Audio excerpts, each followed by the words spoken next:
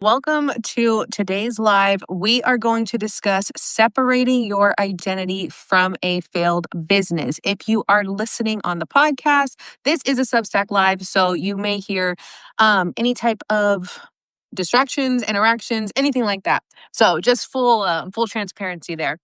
But today, we're going to really get into separating your identity from a failed business. What does that mean? What does that look like?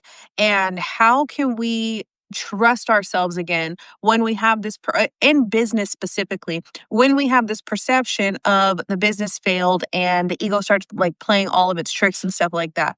So, we're going to get into that today.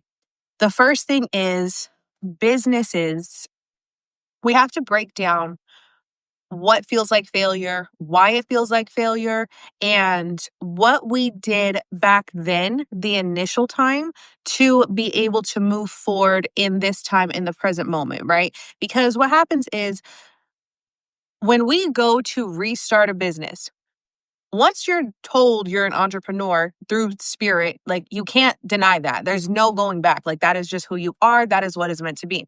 So what happens is I talked 2 days ago on identity loops. We get stuck in these loops sometimes. And in these loops, we will be like, okay, I'm meant to have this business. I'm going to start this business. And then something happens. Something happens that makes us believe that we're not cut out for it, that it's not meant for us.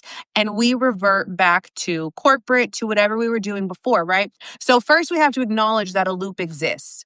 First, we have to acknowledge that we are 1 foot in, that you're 1 foot in and 1 foot out, right? That needs to be acknowledged first. Once we acknowledge that, then we need to define what does failing actually look like and what was the reasoning behind it. So I'm going to give you an example. In 2020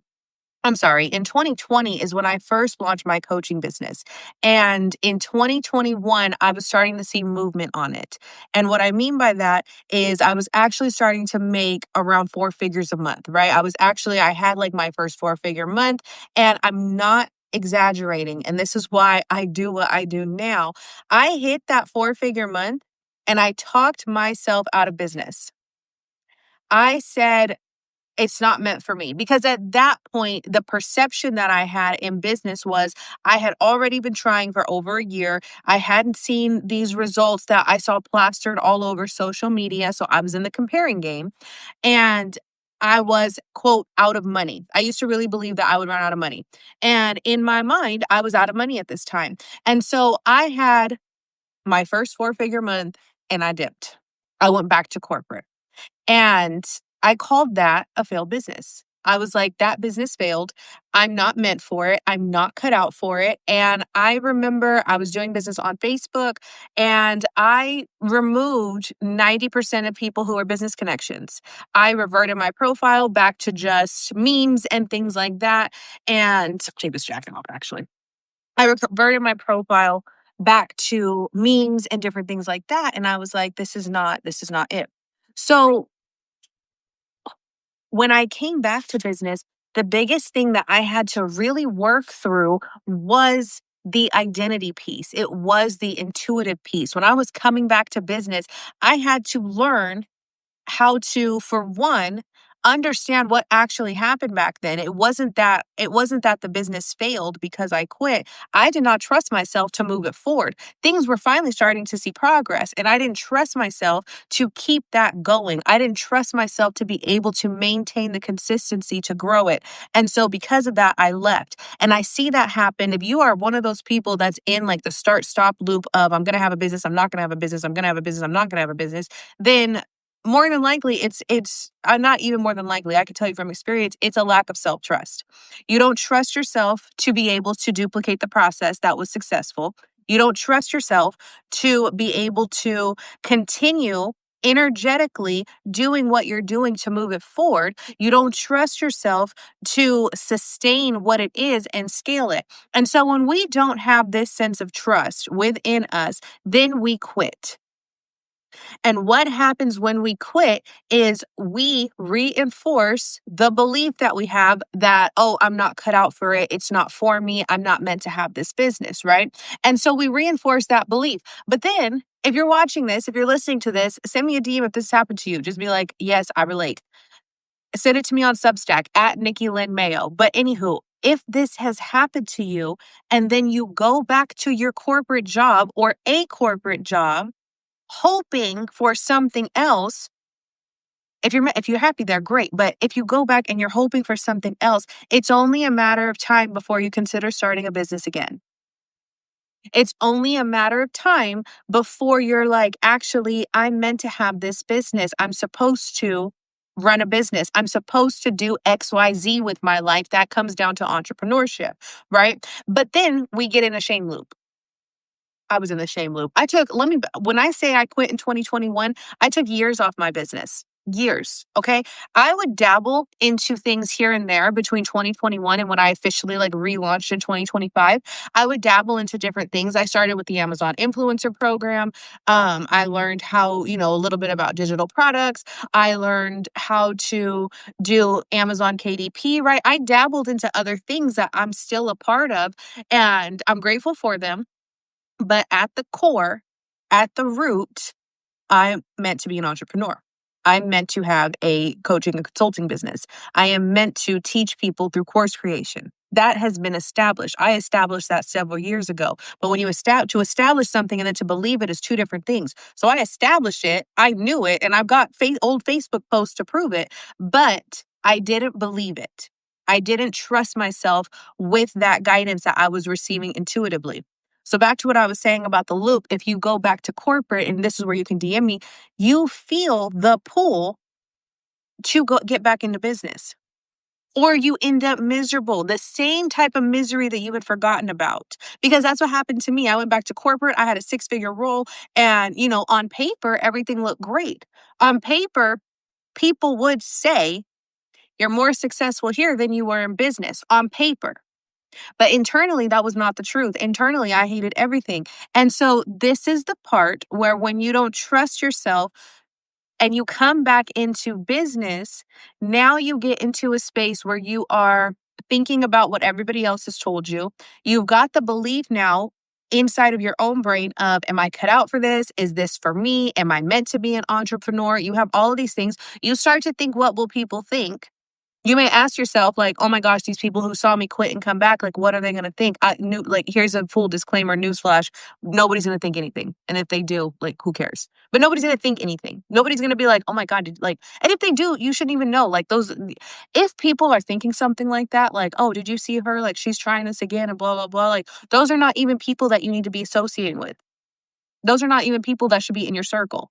So people are saying that, like, you're in the wrong circle to begin with, right? And so, but these are the things that keep us stuck. My phone is twisting.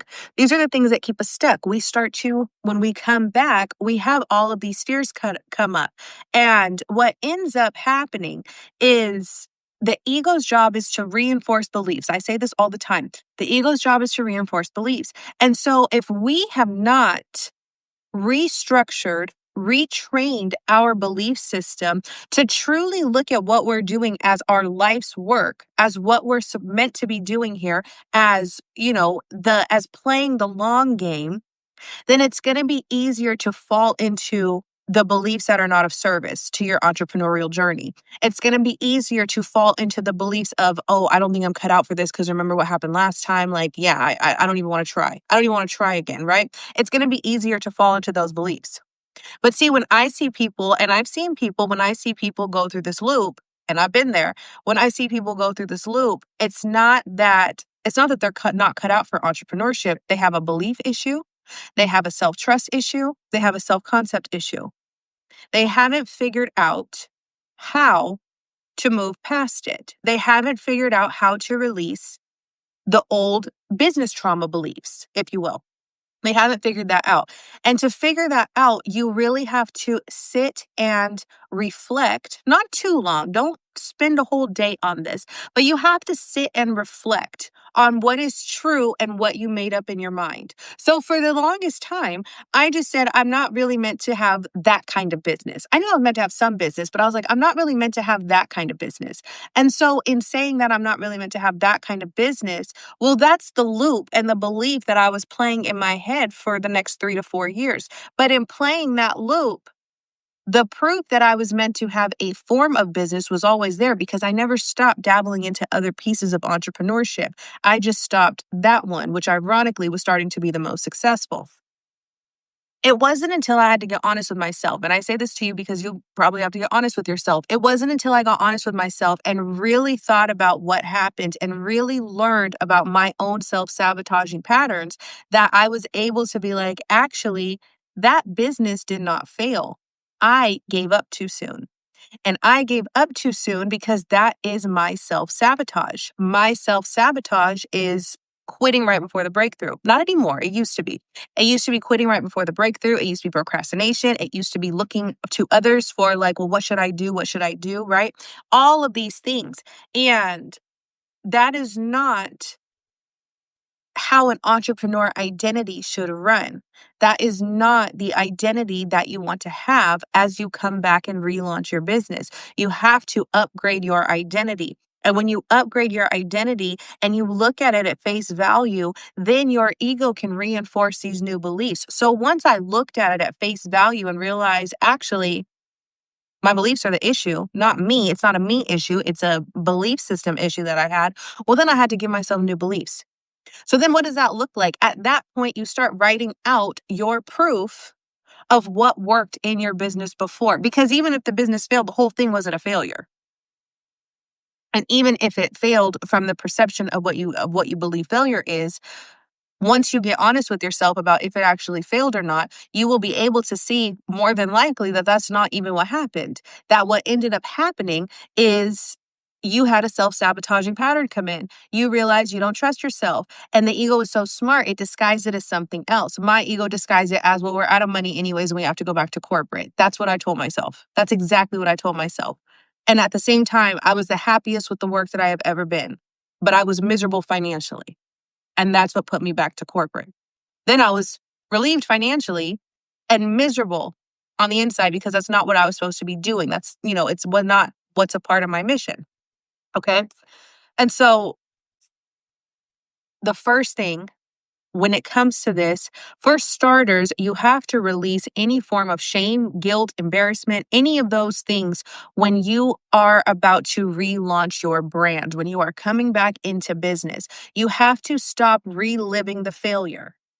You have to stop with the thoughts of, dang, if I would have just kept going, I would be XYZ, right? Like you can't let that come in because that time is gone. The time is gone and it's not coming back. All you have is right now. And right now you can be a brand new entrepreneur. All you have is right now. So you have to release that, okay? You have to release that shame. You have to release the idea of the time that lapsed and what could have been and all of these things. And you just have to fully understand and accept that this is the moment you have now, and every moment going forward is what you're creating right now. Okay. The second thing I have in my notes right here is extracting the data without extracting your identity. What does that even mean? So instead of looking at it from a place of, well, what does this say about me? And, oh, I'm not cut out for this and I'm so dumb and I'm not smart enough for this. All these things, right? That's not helping anybody. It's not helping you. That's not helping the clients that you're going to want to serve, right? That's not helping the profits that your business is about to make. Ask yourself what you can learn from it. Here's what I learned. I'll tell you what I learned, and that'll maybe help you figure out what you learned. I learned in that for one, I learned a lot about identity work. I learned a lot about how I had conflicting beliefs when it came to the two identities that conflicted within me were being a mom and being an entrepreneur. I started to believe that being an entrepreneur was taking away from my children and it was making me a bad mom. That was a belief that I had. And so instead, I had to really sit with it and realized that that was not true, right? And so that was a data piece I collected. A second data piece that I collected was what does my self-sabotage look like? My self-sabotage looks like quitting right at the breakthrough. When I was 18 years old, somebody had told me like that I had fear of success. I didn't know what that meant. I was like, I've never heard of that. That makes no sense. Because I was always so ambitious. And so I'm 18 years old. I'm ambitious. I moved to the Bay Area. I'm, wanting to get into corporate. And I got in and stuff, into corporate sales. But somebody did tell me that. They were like, well, you have a fear of success. I never knew what that meant. I never knew what that meant until I was like 26. Then it clicked. And even then, it barely scratched the surface. I didn't really understand it until I was closer to 30. And I was like, okay, now I get it. That is a self-sabotaging pattern that I have, is when I'm right there at the brink of pushing through to a next level, which is common. A lot of us have this, but when I'm right there about to push through to a next level, I self-sabotage by telling myself it's not working and leaving. I self-sabotage by being like, well, nothing's working, so I'm gonna bounce, right? And so that's what I want you to do. I want you to think about what the failed business taught you from a data standpoint, from like a little bit more of an analytical standpoint. Don't let your feelings get in there, but really look at it and say, okay, what did it teach me about myself? What is a pattern that I have? What is a self-sabotaging act that I do? And you will likely see, once you can pinpoint it from the last time, you will see where it has showed up continuously over your life. And this is how you reclaim the identity. This is how you reclaim your identity after a failed business, because now you see what self-sabotaging patterns that you have. So now you can reclaim the identity of the woman who just doesn't do that. It's like, it gets to just be like that. Like, okay, that's what I used to do. I'm not her anymore. Boom, new identity. I'm an entrepreneur now. New identity. And say it like you mean it. Say it like you mean it. When you talk about your business and you've relaunched and you've rebranded and you maybe you didn't rebrand, but you've relaunched and you're like, I'm going all in. I'm not quitting. Talk about it like you mean it. Talk about it like you're proud of it. Okay? Because that's another thing that I see is like, well, what do you do? Oh, well, I'm starting and trying to have this online business. But I work a 9 to 5 doing this. I see that in people. I used to be like that too. And I'm like, okay, you're not fully claiming the identity of the entrepreneur when you're wincing at the thought of being an entrepreneur and when you're not confident in telling people what you do. Now, there's more confidence there. You know what I mean? For what I do. Well, I own a consulting company and academy online that teaches people how to blend business with spirituality. I do work on identity, intuition, and business energetics, right? Like something like that. So be confident in what you do, okay? If there is so much power in the words that you use and the energy behind the words that you use. So if you're wincing coming back into business and you're wincing at what you're doing in business, you're still holding on to old business trauma. You're still somewhere in your mind thinking, well, what if it doesn't work this time? I'm going to be embarrassed and blah, blah, blah. I'm going to give you another news flash. It will only not work if you allow it to not work. What do I mean by that? Earlier, I said, when you come back into business, look at this as your life's work, right? This is something that you are meant to do. That's why you feel the calling every single time you try to leave. And so when we look at it like our life's work and we look at it for the long game, we know that it can't fail. It's intuitively led. It exists inside of our spirit, which means it has to see its way through. Now, of course, we have free will. We can do whatever we want, but free will not without consequences, right? What would happen for those of you who are on the fence, you're listening in and you're in the middle ground and you're like, I don't know, like I do feel the pull to go back into business, but I'm nervous and blah, blah, blah. What would happen if you continued the way that you're continuing right now? How would that feel 10 years from now? Hell, how would that feel 5 years from now? For me, it got to a point where I was like, if I'm doing this again next year, I'm going to lose my mind. I'm going to go crazy if I am doing the things that that are not serving a purpose for me in the next year. I was going to lose my mind. When I quit my last corporate job, I was like literally in tears. I was also pregnant, but I was in tears because I was so uncomfortable there because it was not suitable for me. And I remember, and I'm telling you this because people who are not walking your shoes are not going to understand this. I remember my husband, who was my fiance at the time, he was so confused. He was like, "What's wrong? Like, why are you crying? You're making the best money you've made, blah, blah, blah." And I was like, "This is miserable. This is not what I'm supposed to do. I would rather be making less money for a little bit, doing what I'm meant to do, than making this money and pretending to be happy." Right. And so I say that because People are not going to understand anyways why you're relaunching your business, why you're coming back into your business, why you're, oh, well, it didn't work last time. You'll hear that. It's not their journey, it's your journey. You have to go to sleep at night every single night and listen to your brain tell you if you are on the right track or the wrong track. You are the one who has to lay down with your thoughts in the evening and think about, did I have the day that I wanted today, or is life just going by? Am I just letting life happen and not even taking charge of playing the role in my life? But I'm just like what my last podcast episode, being performative. Are you just every single night ask yourself, like, am I performing like I'm on stage, or am I actually like the star of the show? Because if you're not the star of the show in your own life, then you're not going to be the star of the show in your own business. CEOs are not asking for permission.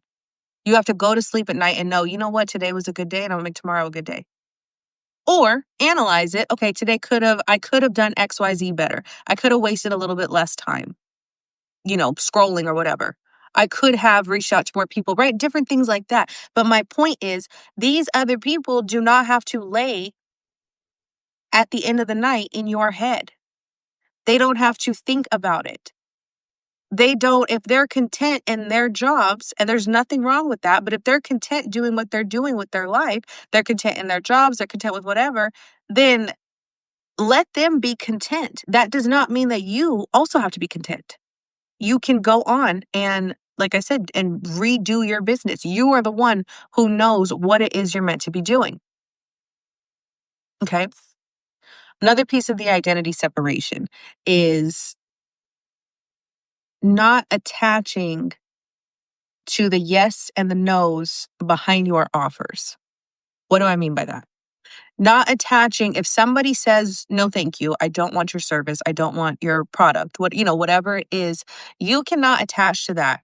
And I know as entrepreneurs, it can be a little bit more challenging because this is something that we created. This came from us and we're putting it out there. It's different than being in corporate sales and selling somebody else's product. This is a product that we created, but you have to separate your identity as a creator and as the entrepreneur from the business in the in the extent of not attaching to what people are saying or portraying or alluding to about your own product. Okay, you still get to be the entrepreneur and launch a bad product. That doesn't make you a bad entrepreneur. That just means that product was bad. That launch flopped. That doesn't mean you're not cut out. It just means, well, what do I need to restructure? If you think about artists, think about, musicians, famous artists, right? Musicians and things like that, especially ones who have been around for a long time. They know it's their life's work and they're putting out albums after album after album. So most of them don't always they're not always batting 100. Most of them don't always have a good album. Some of my favorite artists will drop an album that I don't like. I'm like, this is terrible. This is not my vibe at all. It doesn't make them a bad artist. It doesn't mean they need to quit. It doesn't mean that they need to, go and start putting in applications at Kohl's. All it means is that there was a disconnect in the way I received it and what they put out, right? Or a disconnect in the way the audience received it and what they put out. It doesn't mean they have to stop. And that's separating themselves from the art, right? And sometimes what happens is things just get misinterpreted. You may have an intention behind something that you created, and then as it goes on, it gets misinterpreted by the audience, and then the audience doesn't understand it, doesn't care for it, or you're in front of the wrong people. That can also happen. You be in front of the wrong people, right? The wrong people are always going to be like, I don't know what she's doing. Okay. So separate your identity from the outcome. And that I'm not saying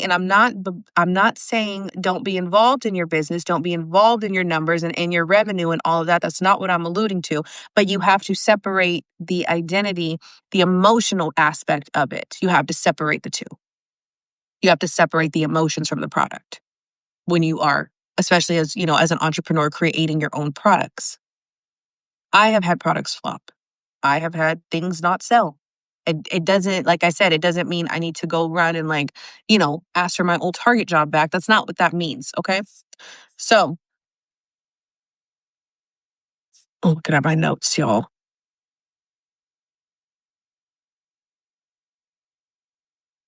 This is my favorite piece. Why starting over feels scary and why it can be in your power.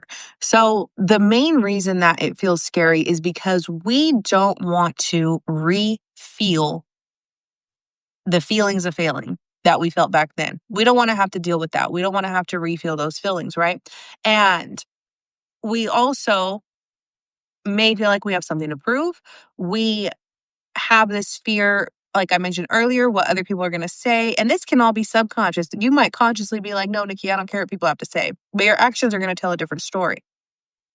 So we may have these subconscious fears around that and things like that.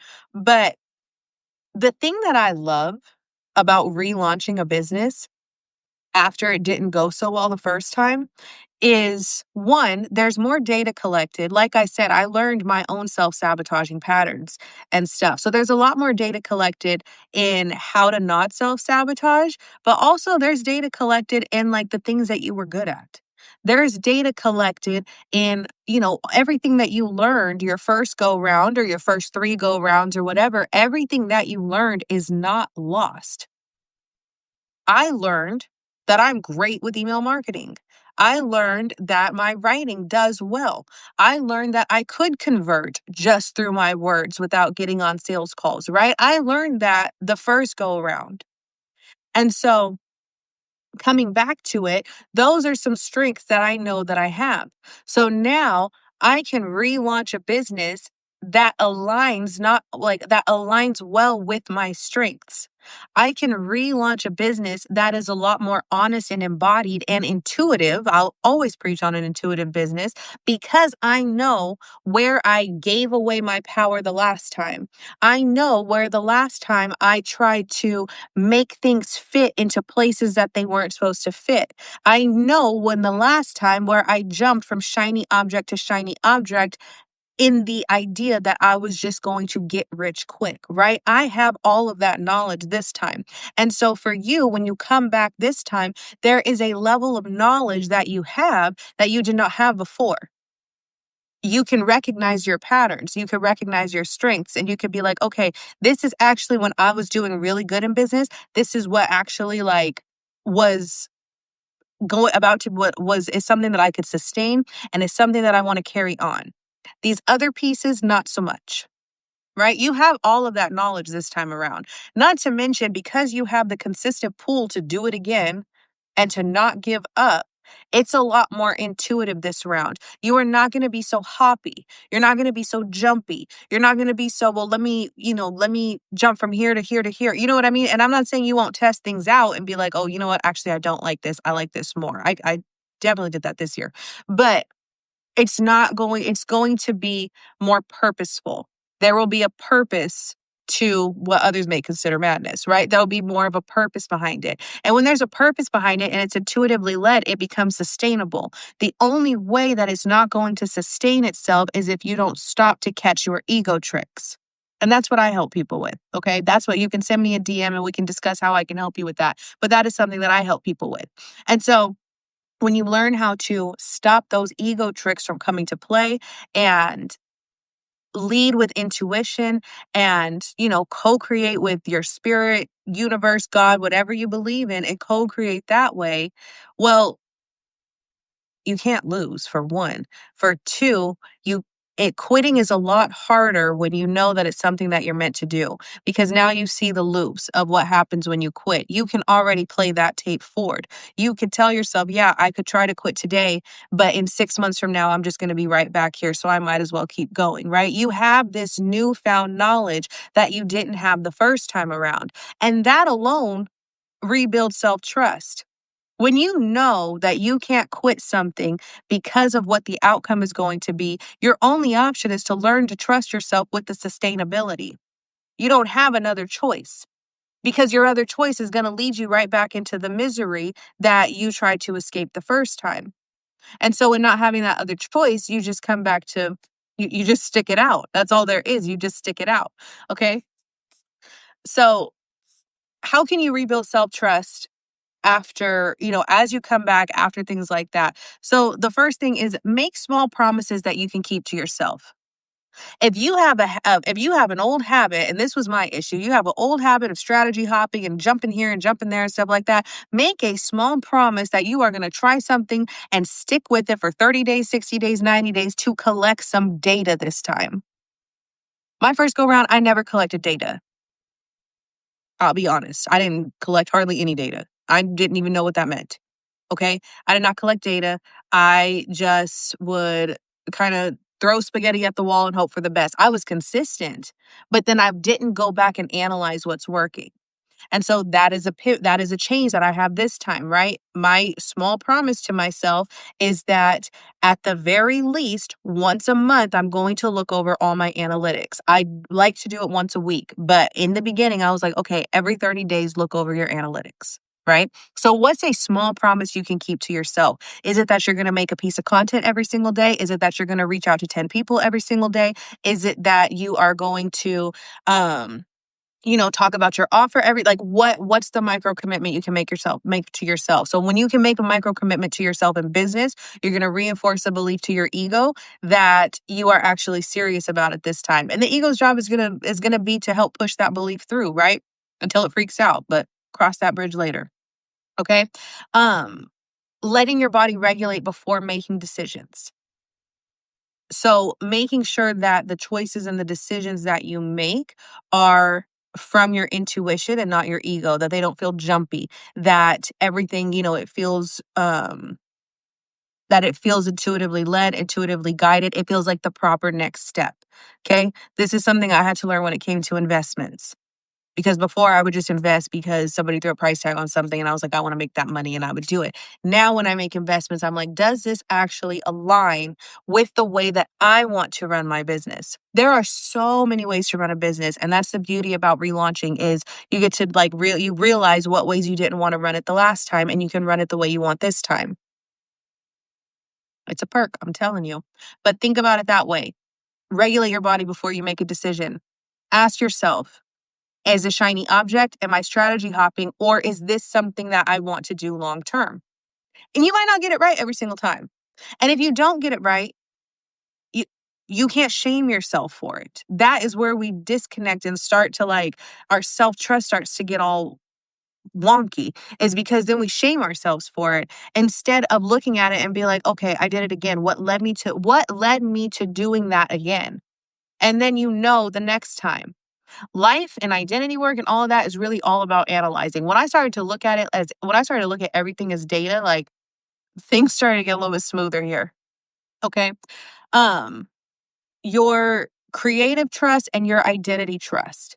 So showing up as a version of you who is not afraid of her past and choosing ideas because they are aligned with where you're going.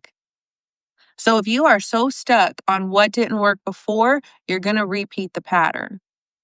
But if you recognize what didn't work before and embody the identity of where you're going, not where you've been, you're not going to repeat the pattern because you're going to choose new patterns because now you have an identity trust and a creative trust within. So you're going to keep up the patterns that take you to where you're going. Every decision that you make, you'll say, okay, is this aligned with the seven-figure entrepreneur vision that I have, or six-figure, whatever the vision is, right? The next vision. Is this aligned with that vision, or am I operating out of old business trauma? Because sometimes there's investments that you need to make, and old business trauma will creep in, and you'll be like, I don't think I can do that. Like, I'm so nervous, I don't want to. But then that doesn't help you or anybody, right? So you have to identity shift and trust yourself to embody that next level identity, okay? And so I'm going to give you some reflection prompts. If you know anything about me, then you know that we do right over here. And so some reflection prompts for my listeners who want to take a moment and, do a little intuitive writing. If you've never heard of intuitive writing, I'll break it down in a second, but who want to do a little bit of intuitive writing and really see what is going on beneath the surface to be able to move forward and change these beliefs, I'm going to give you a couple prompts. So the first thing is, where did I confuse my worth with my work? I would do that in the beginning. I would do that a lot. And you know what? My issue, one of them, was that I was just in front of the wrong audience. But I would do that a lot. I would confuse my worth with my work, and I would think that my work was bad because it wasn't converting the way that I wanted to. And what I had to learn was I was not in front of the right people.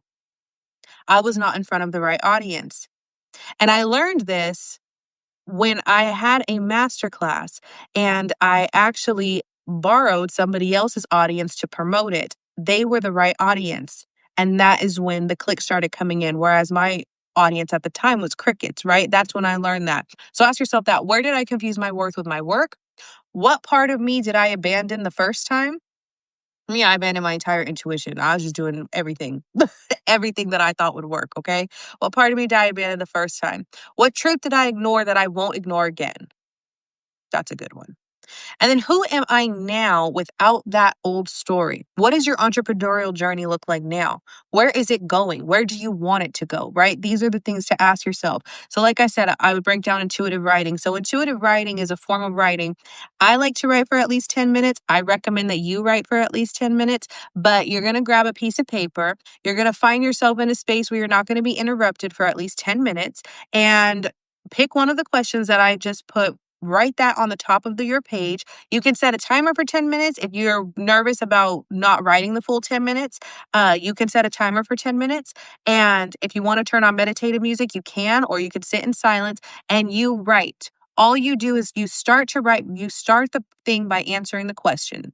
Oh my goodness. You start the prompt or the writing by answering the question. As you write, you don't worry about structure, you don't worry about grammar, you don't worry about any of those things. You just write for the full 10 minutes and you will see what is coming up. So, for example, where did I confuse my worth with my work? There's at least one time that you could think of where you did that. But what's going to happen in your intuitive writing is as you continue to write about it, you're going to notice more times come up and you probably have forgotten about, and you're going to really see what's going on. Once you see what's going on, you can remove, rewrite, redo the beliefs that are not going to go with you to this next level. And that is how you're going to trust yourself again in business. Okay. So, with that being said, if this helped you, if this struck something in you, if you're like, I needed this, definitely leave me a comment or write me a message. Tell me what stood out to you. Tell me what it is that, you enjoyed. Tell me a little bit, if you feel comfortable, tell me a little bit about your business journey. I am so open to sharing mine. I have definitely, like I said, I have been before in the start stop cycle, and mine was not without cause, and yours isn't either because it's what put me here today. But send me a message about that. If you have an entrepreneurial friend who needs to hear this, definitely send this to them. You can also send them my Substack. I do write on topics like this: self-trust, intuition, identity, business energetics. All that good stuff is over on my Substack for my subscribers. So definitely subscribe over there. And then, yeah, send me a message on this if you are interested in doing any type of work together to where I can guide you to come out and release some of these old business traumas and stuff. Also, send me a DM on Substack at Nikki Lynn Mayo, NikkilynMayo. Send me a DM about that and we could talk about some of the ways that we could work together. But at the very least, I will see you guys in the next live. And yeah, be sure to subscribe for more like this. Bye.